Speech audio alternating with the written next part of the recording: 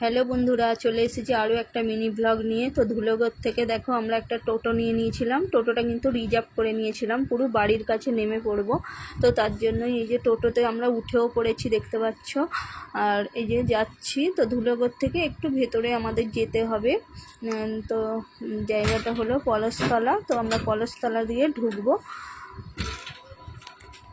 তো মেয়ে তো ভীষণ এক্সাইটেড, দেখো ভীষণ ও খুশি। আবার টোটোয় চেপে আরোই ও মজা পাচ্ছিল, কেননা টোটোয় বেশি চাপা হয় না, আমাদের ওদিকে টোটোটা নেই।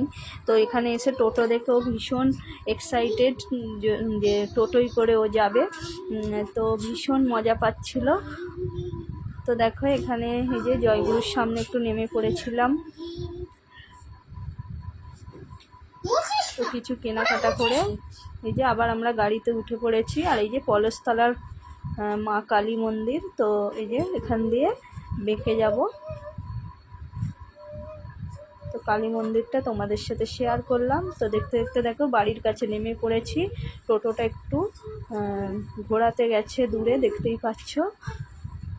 তো এবার আমি বাড়িতে চলেও এসেছি, দেখো।